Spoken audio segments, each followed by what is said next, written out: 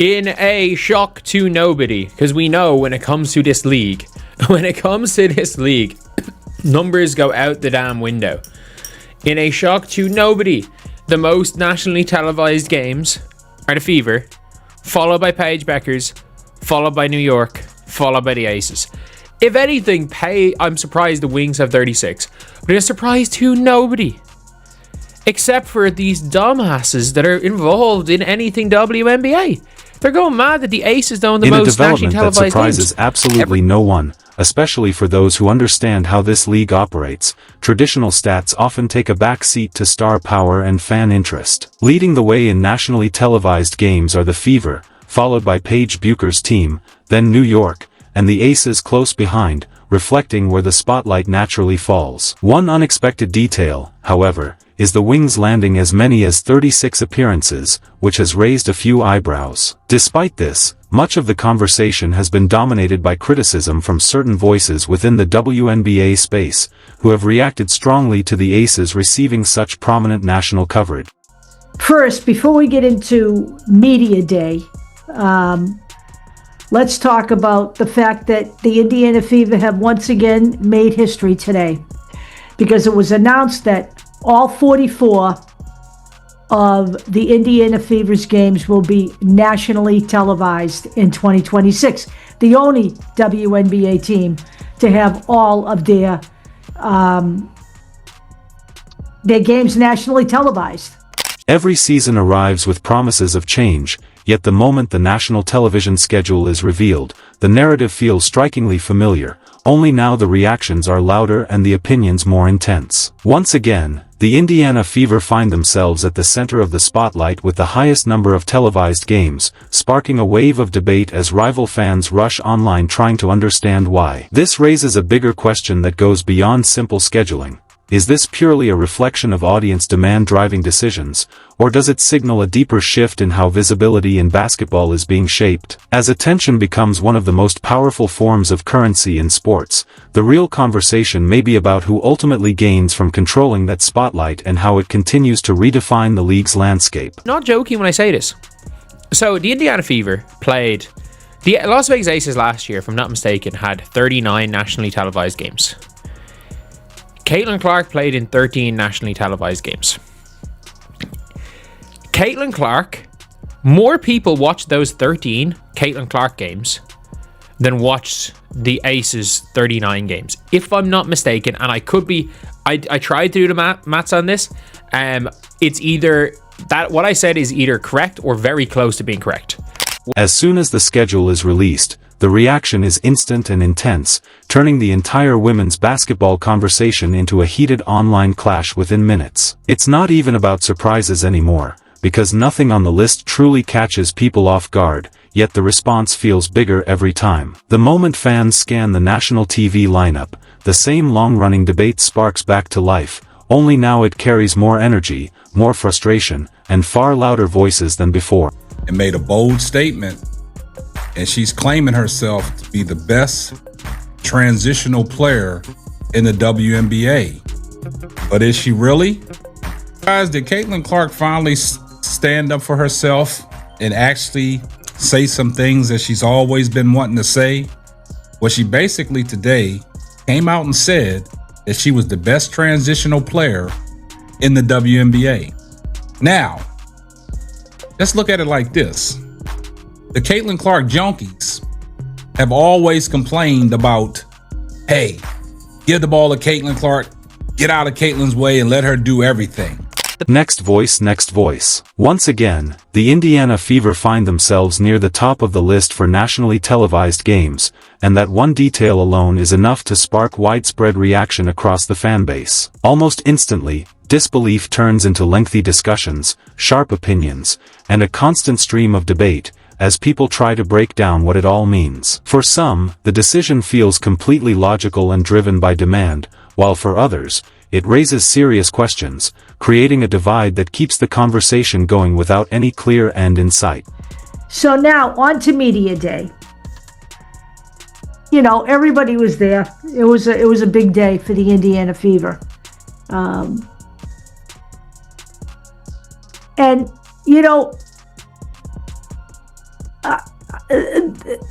just watching Caitlin Clark, the way she carries herself, the way she, the clips that I have seen of her in practice, it is clear that she is running the floor, okay? It is clear that she is back. It is clear that she is a team leader, that she is a fearless basketball player. She's... Next voice, next voice. At this point, the pattern isn't new, yet it continues to trigger the same strong reactions every time it appears, blending frustration with reluctant acceptance. Traditional fans argue that national exposure should be earned through championships and proven success, while others recognize a different reality taking shape, where visibility is driven less by trophies and more by attention, engagement, and the power to attract large audiences regardless of past results or expectations. Caitlin Clark haters were dealt a harsh truth today, and that is the Indiana Fever will be having every one of their 44 games televised on national television. Now, for smart people that watch channels like mine and jump in the comment sections, people that know the game, people that know kind of what's at stake for this league, people that know kind of what led to the boom of this league, people that know why the CBA, kind of had to get renegotiated now. You guys know what's up. Like, you guys know the straw that has stirred the drink. As far how the Indiana Fever now sit right at the heart of this ongoing debate, where the focus has clearly moved beyond simple on-court results and into the far more layered world of public attention and fan demand. The team is no longer judged only by wins and losses, but by the sheer level of interest their games generate compared to almost anyone else in the league. What makes this shift even more striking is how quickly it happened, as the surge in attention didn't build slowly over time but instead exploded, forcing broadcasters, analysts, and even rival supporters to adjust almost instantly, whether they were ready or not. That sudden rise is now clearly reflected in national TV scheduling, where the old formula of rewarding only championship success is being reshaped. Traditionally dominant teams like the Las Vegas Aces still carry undeniable credibility and a history of winning that would usually secure top billing without question, yet they now share that spotlight with teams whose momentum is fueled just as much by audience interest as by performance. This is where tensions start to rise, as many fans struggle to accept a reality where a team still finding its footing can match or even surpass a proven champion in national exposure, challenging long-held beliefs about how recognition in sports is supposed to be earned. Clark said more than just she is the best transitional player in the WNBA. She also said that she can play off the ball. And that's a lot of problems that the Caitlin Clark junkies have, because when they selected Raven Johnson as the number 10 pick in the WNBA draft, a lot of these Caitlin Clark junkies, they started crying. What is the organization doing? Is Stephanie White and that organization trying to sabotage Caitlin Clark? Why would they draft another point guard when you already have your point guard? And then, they crashing out talking about she needs the ball in her hand at all times. But next voice, next voice. The challenge is that the metrics guiding broadcast decisions rarely match the emotional expectations of fans, and that gap fuels much of the frustration that erupts online whenever schedules are released. A closer look at viewership data shows a clear pattern. Certain teams consistently deliver ratings well above league averages, sometimes by significant margins that broadcasters simply can't overlook, especially when advertising revenue is directly tied to those numbers. This creates a cycle that feeds itself, where strong audience interest leads to more national exposure, and that added exposure further boosts interest. The ESPN games without Caitlin Clark average like 800k. ESPN games with Caitlin Clark average 2.5 million, right? Like, there's a big difference. She's a face of the league. Yeah, duh. This is about what the networks wants. They don't care about discourse. Think a team is better than the other. Who the champs are. They care about viewership. Yes, thank you.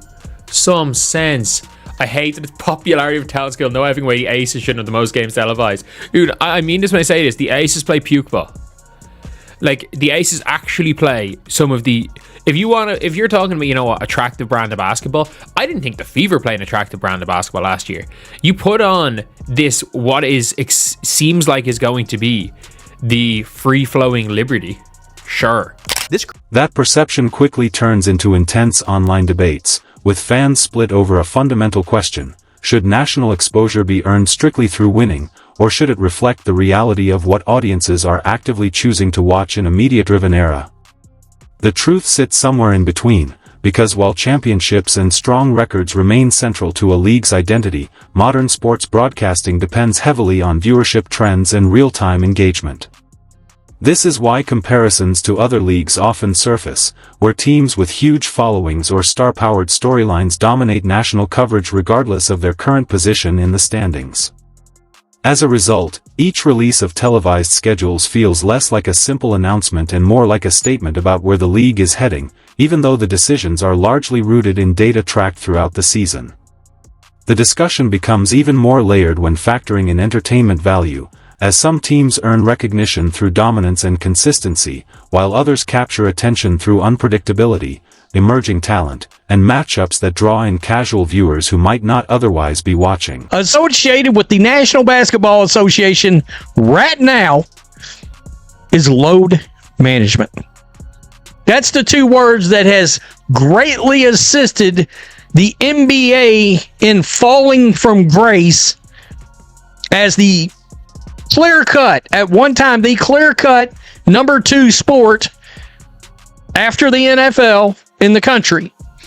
Now it's not. It's like 5th, 6th. This shift has created a more complex ecosystem where success is no longer judged purely by wins and losses, but also by a team's ability to stay relevant in an attention-driven landscape that values visibility just as much as performance. For many rival fans, this change is difficult to accept because it disrupts the traditional idea that national exposure should be a reward for excellence, not a reflection of popularity. Yet the current reality shows how quickly a franchise can rise into the spotlight through a mix of new talent, growing media focus, and strong audience response that feeds off continued visibility. At the same time, proven championship teams. Somebody do me a favor regarding the Indiana Fever.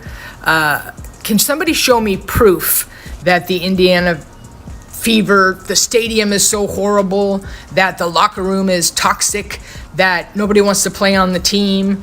I just want to see, like, proof. I know there was one time that something got yelled at Angel, and then they made monkey sounds or whatever, and that was debunked. That wasn't true. It was pretty much like setting up Indiana to be racist. And you can't necessarily talk about just some fans. I mean, you go to a football